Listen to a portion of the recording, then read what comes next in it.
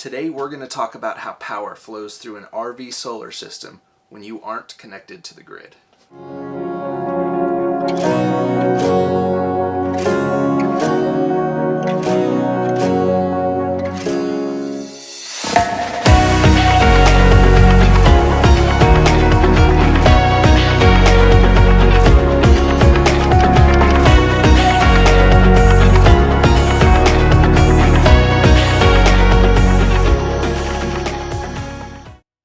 Alright everyone, we've got a real exciting one for you today. As you can see behind me, we've got a crazy little diagram of wires and components and how they all work together. I'm super excited. Before we get started, if you like solar, if you like us, make sure you give us a thumbs up, make sure you hit that subscribe button. We love you. Let's go. I'm going to be using this board and these illustrations to show you how power flows through our RV solar system. I'm also going to show you the individual components of our system along the way. I'm adding links in the description below to all of the equipment that we use in our solar system. That way you can decide if it's the equipment that you want for your system. Quick disclaimer, I'm not an electrician, I'm not a professional solar installer, I'm just a guy who did a ton of research and built what I think is a pretty sweet solar system for just a do-it-yourselfer. Just know that it's up to you to make the final decisions on what you want your RV solar system to look like. Hopefully ours gives you some good ideas though. So let's get started. In an RV, you have two types of electricity. You have 12 volt or DC power, and you have 120 volt or AC power. Your 12 volt DC power is what comes directly from your batteries. It powers your fans, your lights, your tongue jack, those kinds of things. Your 120 volt or your AC power is what powers your big appliances typically. Your microwave, your air conditioner, your wall outlets, those kinds of things. Typically, in order for you to have 120 volt AC power, you need to be connected to shore power, or the campground pedestal. Looks a little something like this, but not with a solar system. So let's get into how that works. So right now what I'm going to add to the board is what you would typically see when you're powering your RV. You'd have your battery bank, or typically it would just be one battery, maybe two batteries. Most of the time they're going to be lead acid batteries. And then you would have your campground pedestal. Your batteries, remember, they are going to provide your 12 volt DC power. Your campground pedestal, or the plug that goes into the grid, is going to provide your 120 volt AC power. This represents your RV electrical distribution panel. It's the power panel that has your breakers and your fuses in it. This is the part of your RV where all the electrical power goes into and then comes out of and goes to your individual components. We're not going to be changing any of the wiring coming from the distribution panel to the individual components because it's not necessary at all. So this is how power works. You have your batteries that run directly to your RV electrical distribution panel. And then you have your 120 volt power that runs directly to your RV electrical distribution panel. That's it. That's all there is to it.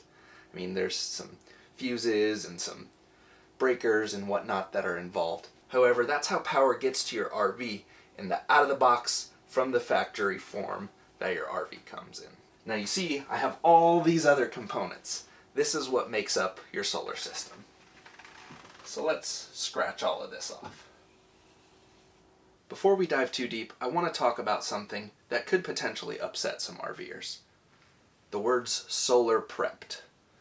What solar prepped means on most RVs is that you have a rooftop entry gland, which is basically a little place where you plug in two wires. And then two wires that run typically into the basement of your RV. Most of the time, that's all that solar prep means. It's about $20 worth of components, when in reality, an entire solar system can cost multiple thousands of dollars, depending on how you do it. But we're going to get into that a little bit more in the next video. So just be aware that just because your RV says solar prep does not mean that you're ready to go and all you need is a solar panel. As you can see in the Wired for Solar brochure, you've got your rooftop entry gland and then the wires that run down into your basement. And on the solar on the side, you've got your side entry gland, we'll call it, and then your wires that are run into your basement. Alright, so let's start at the top with the solar panels. So you're going to have your solar array. It's going to be on the roof of your RV typically. You're then going to have two wires that run from your solar array that run into fuses most of the time. Not every time, but most of the time you'll want to have fuses on your solar array. You'll then have power run from those fuses to that rooftop entry gland that we talked about earlier.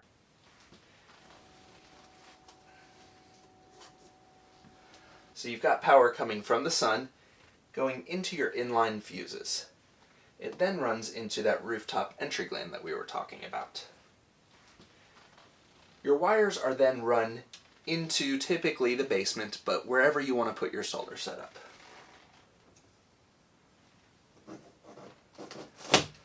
Then what I chose to do was put a breaker box. This will allow me to shut off the panels if I don't want them to be used, or if I'm having issues and I want to troubleshoot. After the breaker box, wires then run to your solar charge controller. We're using an MPPT charge controller from Victron.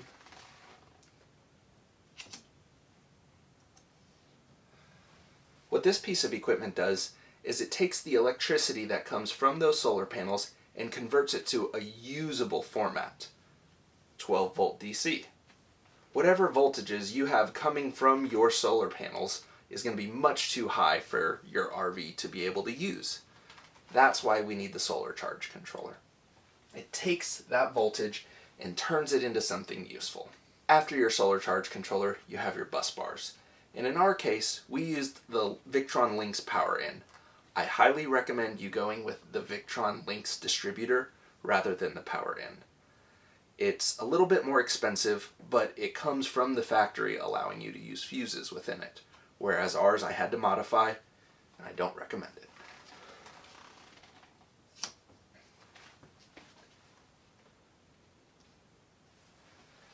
Power then runs from your bus bars directly to your batteries. There are a couple components in between there, but we'll get to that in a little bit. So this is the basis for how your batteries are charged from the sun. You have power from the sun coming into the panels, going through your fuses, into your rooftop entry gland, into your circuit breakers, into your charge controller. Your charge controller then turns that power to 12 volt DC and runs it to your bus bars. Your bus bars then run that electricity to your batteries to allow them to charge. So remember how we previously talked about how power is run from your batteries to your RV electrical distribution panel? It's the same case with a solar system, with a couple components in between. Power can go both ways on these wires. It can be used to charge your batteries, as well as give power to the rest of the system when it needs it. Don't worry, it just happens automatically. This Lynx distributor is extremely important. I'm going to refer to it as the heart of the system, because what it does is 12 volt power comes in and out of it constantly to the different components in the solar system. So it goes in and out of the batteries. Now, remember we needed to get 12 volt power to this RV electrical distribution panel. So we run power from the Lynx distributor to the distribution panel. Now we have the entire RV 12 volt system completely self-sufficient. We have power run from our batteries to our distribution panel. We also have power coming in from the sun from our solar panels to recharge them. So now we've got our 12 volt setup complete. Now let's talk about AC power, or 120 volt power. Because we don't only want to power our lights, our fans, our jack, We want to power everything in the rig, right? In order to do that, we need an inverter. In our case, we use the Victron Multi Plus 2, which is an inverter charger, and I'll get into that later, but let's just talk the inverter side of things. In your RV electrical distribution panel, you have something called a converter. What that does is it takes power from the campground pedestal, 120 volt AC power that is run to your distribution panel. It converts that power to 12 volt power to be able to power the other items in your RV as well as charge your batteries. An inverter is the opposite.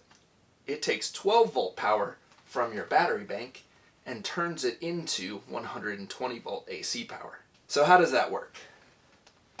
You've got 12 volt power that runs from your batteries into your bus bars, or your Lynx distributor in this case. You then run that 12 volt power into your inverter and turns it into 120 volt AC power, and you send that power to your RV electrical distribution panel. So if you're wanting to run a very basic solar setup, this is just about all you would need. An inverter, not an inverter charger. However, we have an inverter charger, so let's talk about that a little bit.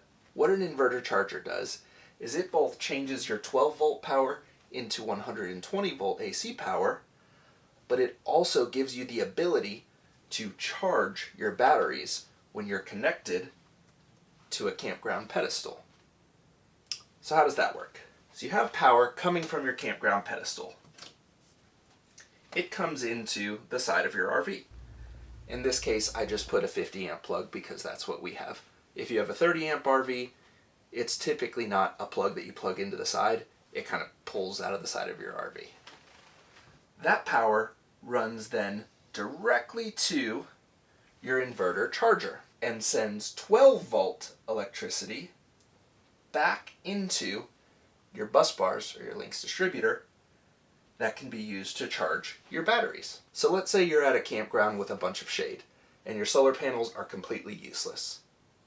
You do have access to electrical power and you need to charge these batteries to be able to power the rest of your rig, right? That's where this comes in. It does two things.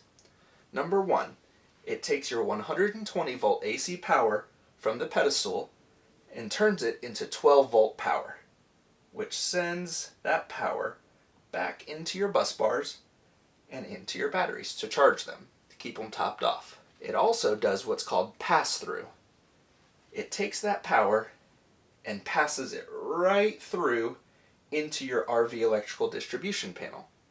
So that way you're not drawing power from your batteries for your 120 volt AC components.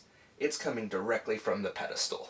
Let's run through the whole system one more time, just in case anyone's confused. Electricity flows from your panels into your solar charge controller. It turns that electricity into 12 volt power, runs into your bus bars. Everything coming in and out of these bus bars, or the Lynx distributor, is 12 volts. Remember that. Nothing coming into or out of this Lynx distributor is anything but 12 volts. It then sends that 12 volt electricity into your batteries to charge them, sends it into your RV electrical distribution panel to power your 12 volt items. 12 volt electricity is also sent to your inverter charger to turn it into 120 volt power that your RV electrical distribution panel can use. If you are connected to the grid, it can be used to charge your batteries as well as power your distribution panel. Alright, so we've made it this far. Let's get in the weeds a little bit more. Let's talk about this component. It's called a shunt. In our case, we use a Victron Smart Shunt. This shunt goes directly between your battery bank and your Lynx distributor on the negative side of your cabling. Basically, all this shunt is a fuel gauge. It tells you how much battery power you have. What it measures is how much electricity goes out of the batteries and how much electricity comes back into the batteries. And just to clarify, I know it looks like this wire goes through the shunt. In your system, it actually won't. Here, I'm going to move this a little bit just so there's no confusion. Another thing that you would want in your system is a main cutoff switch. That would come from your links distributor to your battery bank, and you would also want it to be fused. I'm not going to get into what gauge wiring you need, what fuses you need, because every system is going to be a little bit different. One last thing that I didn't talk about is it's very important to have fuses between all of these connections from your 12-volt system, your links distributor, your bus bars. Again, I'm not going to talk about which fuses you need. There's plenty of information out there for you all to research. I don't want to give you the wrong information because, again, I'm not a professional. I just want to tell you what our system looks like and how I've done things. You all need to determine on your own what you need for your system. I'll link below a couple of YouTube channels that have really helped me out. Explorers.life, as well as All About RVs, have a ton of information about solar, and they're super helpful. So we're going to talk about two more things before we finish this up. So we're going to talk about two more sets of components that we have in the RV. Our solar suitcase. Now, sometimes when you're out boondocking and you're parked in an area and you got trees casting shade on your solar panels, but you still want solar power, right? You need to have an auxiliary solar array. For us, that's where our solar suitcase comes into play. We can take this suitcase and place it directly in the sun and run wires back into our solar system to charge our batteries. Now, the thing about our solar suitcase, and probably most out there, is these panels are very different than these panels in both size and the voltages that they produce. Therefore, if we had it connected to the exact same charge controller, we would actually lose voltage coming from these panels. I'm not going to explain why, honestly, because I don't understand why. Just know that it does happen. So how do we fix it, right? What we did is we purchased another solar charge controller, a smaller one. This works in the exact same way as the previous charge controller. Power runs from your panels into your breaker box, from the breaker box into your charge controller, from your charge controller into your links distributor. What this allows the system to do is independently regulate what is coming from these panels and these panels so they don't ever talk to each other. And it's also way more efficient this way. The last thing I want to talk about is very specific to Victron. Now, different companies have their own way of doing this, but I love the way that Victron did it. And this is one of the main reasons that I chose Victron Solar equipment for our rig over other brands. The communication hub. This is what's called a Serbo GX. Basically, what it is a tiny little computer that networks all of the Victron components together. So they all talk to each other, and they all know what each of the other components is doing. This is called the GX Touch 50. What that does is it's a screen that's inside the RV, and it shows us exactly what's going on with the system. It turns all of this craziness into a nice, readable, easy to understand screen. And I'll walk through that with you in a minute here. And I almost forgot. This is called a VE Bus Smart Dongle. It has to be connected to your Multiplus to be able to communicate with these other items. How does this all work? You run a wire from your VE Bus Smart Dongle to your Serbo GX. You run a wire from this solar charge controller to your Serbo GX, from this solar charge controller to your Serbo GX, from your smart shunt to your Serbo GX, and there's a USB and an HDMI cable that run from your Serbo GX to your display. Now, all of these components are able to talk to each other, and it all makes sense. Let's go over to the screen and I'll show you what I mean. So this is our GX Touch 50. What it displays is your solar panels, how much power you're bringing in, and we're really low right now because it's almost dark out, how much power you're bringing in to the batteries. Up here, when you're connected to the grid, it would show AC power, and it would tell you how much power you're bringing in from the grid. We're not connected to the grid currently, so we see nothing there. Up in this corner in the green, you see AC loads. That's the 120 volt loads that are being used right now in your RV. Down here, you see DC power. Those are the active 12 volt DC loads that are being used in your RV right now. And over here is your battery. This shows you what your battery percentage is, how many watts are currently leaving your batteries, and then the voltage of your batteries and the amperage leaving your batteries. Up here, this shows you the state of your inverter charger. If it's inverting, if it's charging, the different forms of charging, whether it's bulk, absorption, float, etc. This is a pretty simple way of showing you how power is coming in and out of your RV. All right, everyone. Hopefully this wasn't too confusing for you, and hopefully it showed you how power flows through an RV solar system. If you have any questions, as always, please feel free to reach out. Throw some comments down below. If you like this video, please give us a thumbs up and hit that subscribe button. If you want to know when we have more videos come out, click that notification bell. This is part 2 of our 3-part solar series. They don't necessarily have to be watched in order, but it's 3 videos covering solar. Part 1 is about our solar system and a little bit of how the install went. Part 2 is what you're watching right now, and part 3, we're going to talk about how much does solar cost, as well as how much did our system cost. Hope you all enjoyed it. See you next time.